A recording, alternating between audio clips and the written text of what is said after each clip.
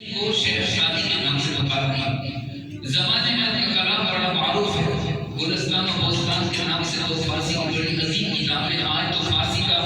وہ باقاعدہ لٹریچر اس وقت موجود نہیں رہا، ماسوائے ایران کے کہ ایران کی زبان فارسی زبان ہے،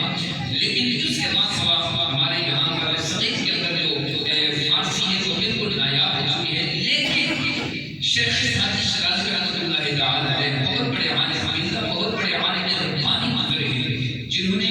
120 سال اپنے مبارک پائے۔ 120 سالوں میں سے 40 سال تو یوں ہی ایسے جنگلوں میں ہی گزار دی، بکریوں کو ہانک کر لگایا کرتے تھے، کبھی آگے چلے، مطلب کبھی کسی کے پاس بیٹھ کے، یعنی دین داری کے ساتھ دور دور کا بھی کوئی تعلق اور واسطہ نہیں تھا، لیکن زندگی ان کی بدل گئی۔ میں چاہوں گا کہ چند لمحات آپ لوگوں کی خدمت عالیہ میں یہ قد خلق من قبلکم سنن فسیروا فی الارض فانظروا کیف کان عاقبۃ المقدمین کے پہلے عرض کروں وہ یہ کہ فسیروا فی الارض زمین میں سیر کرو۔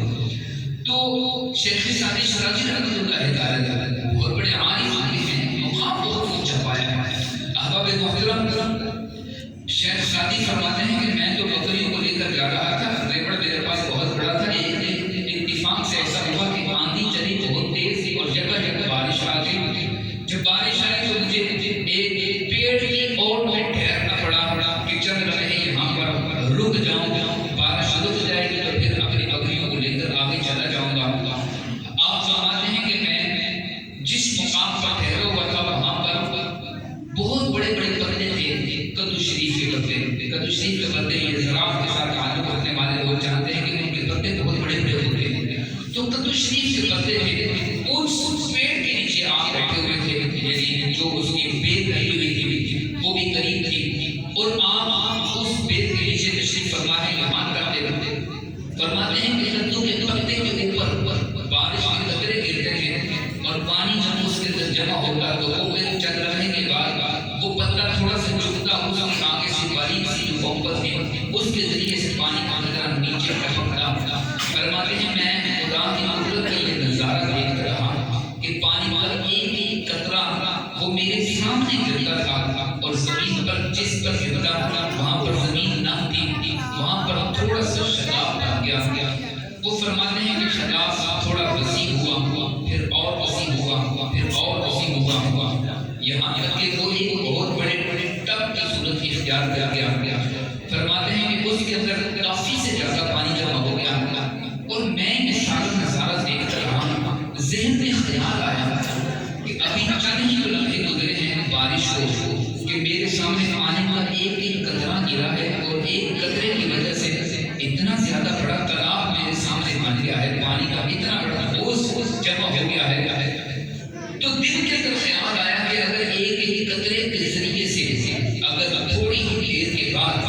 پانی کا اتنا بڑا اوز بن سکتا ہے تو کیا ہی اچھا نہ ہو کہ میں آج ہی کے دن سے توبہ کر کے خدا کی بارگاہ میں علم دین حاصل کروں کہ اگر ایک ایک قطرے کی وجہ سے حوض بن سکتا ہے تو خدا مجھے بھی تھوڑا تھوڑا علم عطا کرنے کی وجہ سے بہت بڑا عالم بنا دے گا۔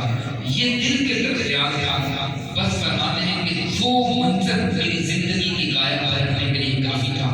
فرماتے ہیں اس کے بعد میں نے نہ آؤ دیکھا نہ گاؤ، سب کچھ چھوڑ چھاڑ کے میں مکتب میں چلا گیا۔ جامعہ نظامیہ بغداد شریف کا بہت بڑا ادارہ ہے، وہاں پر تشریف لے کے وہاں پر جا کر پڑھتے رہے۔ 1 2 4 5 10 دن 20 دن یا 1 سال 2 سال نہیں پڑھا۔ شیخ سعدی شرازی وہ ہیں کہ جنہوں نے 40 سال تک جامعہ نظامیہ کے اندر بیٹھ کر دین کا علم حاصل فرمایا ہوا ہے، 40 سال تک پڑھتے رہے۔ معزز و محترم احباب وقار 40 سال پڑھنے کے بعد پھر مقام کیا پایا۔ میں آپ کو کیا بتاؤں اور کیا آپ نے بات سمجھے کہ ہمارے یہاں ایک بہت مشکل ترین کتاب اگر کوئی دین کا طالب علم ہو اسے یاد ہوگا۔ ہمارے یہاں ایک نظام پڑھائی جاتی ہے درس نظامی کے اندر کافیہ ہمارے یہاں اتنی مشکل کتاب ہے کہ اس کے متعلق یہ معروف ہے کہ الکافیہ هو الکافی، جس نے کافیہ پڑھ لیا اس کے لیے بس یہی کافی ہے، وہ نہ کچھ آگے پڑھے نہ کچھ پیچھے پڑھے، نہ اس کو آگے کہیں اور کچھ پڑھنے کی ضرورت ہے۔ کافیہ ہی اتنا بڑا علم ہے